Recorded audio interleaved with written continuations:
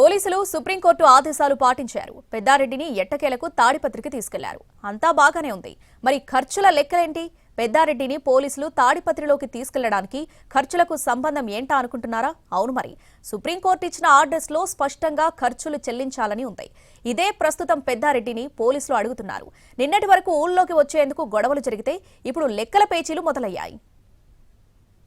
ఎక్కడ law and order సమస్య వచ్చినా పోలీస్ బలగాలు మోహరించడం, అక్కడ పరిస్థితిని కంట్రోల్లోకి తీసుకురావడం జరుగుతూ ఉంటాయి. ఇందుకోసం పోలీసులకు ప్రత్యేకంగా డబ్బులు ఎవరూ ఇవ్వరు.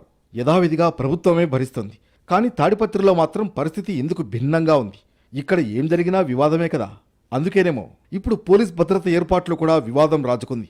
మాజీ ఎమ్మెల్యే కేతిరెడ్డి పెద్దారెడ్డిని తాడిపత్రిలోకి రానివ్వకుండా గత కొన్ని రోజులుగా పోలీసులు అడ్డుకుంటున్నారు.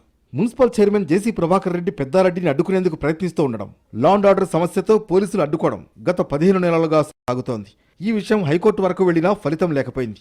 అందుకే ఏకంగా పెద్దారెడ్డి సుప్రీంకోర్టును ఆశ్రయించారు. దీనిపై ఒకంత ఆశ్చర్యం వ్యక్తం చేసిన సుప్రీం తాడిపత్రికి వెళ్లేందుకు పెద్దారెడ్డికి పోలీస్ సెక్యూరిటీ ఇవ్వాలని ఆదేశించింది. ఏపీ హైకోర్టు ఇచ్చిన ఆదేశాలపై స్టే విధిస్తూ నిర్ణయం తీసుకుంది. గత 15 నెలలుగా పెద్దారెడ్డికి బ్రేకులు వేస్తున్న పోలీసులు ఇప్పుడు సుప్రీంకోర్టు ఆదేశాలు ఉండడంతో తప్పనిసరి పరిస్థితుల్లో తాడిపత్రికి తీసుకువెళ్లాల్సిన పరిస్థితి. ఇటు జేసీ ప్రభాకర్ రెడ్డి నుంచి ఇబ్బందులు వస్తాయని గమనించిన పోలీసులు అందుకు తగిన విధంగా ఏర్పాట్లు చేసుకున్నారు. జిల్లాలో ఉన్న మొత్తం ఫోర్సును తాడిపత్రిలో దింపారు. భారీ భద్రత మధ్య శనివారం పెద్దారెడ్డిని తిమ్మంపల్లి నుంచి తాడిపత్రిలోని తన ఇంటికి చేర్చారు. దీంతో 15 నెలల హైడ్రామాకు తెరపడింది. ఇటు పెద్దారెడ్డి కూడా తన వైపు నుంచి ఎలాంటి అవాంఛనీయ ఘటనలు జరగకుండా చూసుకుంటారని, సుప్రీంకోర్టు నిబంధనలు పాటిస్తారని చెప్పారు. ఇంకేముంది, మ్యాటర్ ఓవర్ అనుకున్నారు. కానీ అసలు కథ ఇప్పుడే మొదలైంది. పోలీసులు సుప్రీంకోర్టు ఆర్డర్ తీసుకొచ్చి పెద్దారెడ్డి ముందు ఉంచారు. అందులో పోలీస్ భద్రతకు సంబంధించిన ఖర్చులు పెద్దారెడ్డే భరించాలని స్పష్టంగా ఉంది. ఇంకేముంది, ఆ లెక్క తేల్చాలంటూ పోలీసులు పెద్దారెడ్డిని కోరారు. ఆ లెక్క చూస్తే పెద్దగానే ఉన్నట్లు సమాచారం. కానిస్టేబుళ్లు, హెడ్ కానిస్టేబుళ్లు, ఎస్ఐలు, సిఐలు, డిఎస్పీలు, ఏఎస్పీల వరకు ఇలా మొత్తం 300 మందికి పైగా ఫోర్సును ఆయన కోసం ఏర్పాటు చేశారు. వీరందరికీ క్యాడర్ను బట్టి టీఏలు, డిఏలు, ఇతర అలవెన్సులు ఉంటాయి. అలాగే వాహనాలకు సంబంధించిన ఖర్చు అదనంగా ఉంటుంది.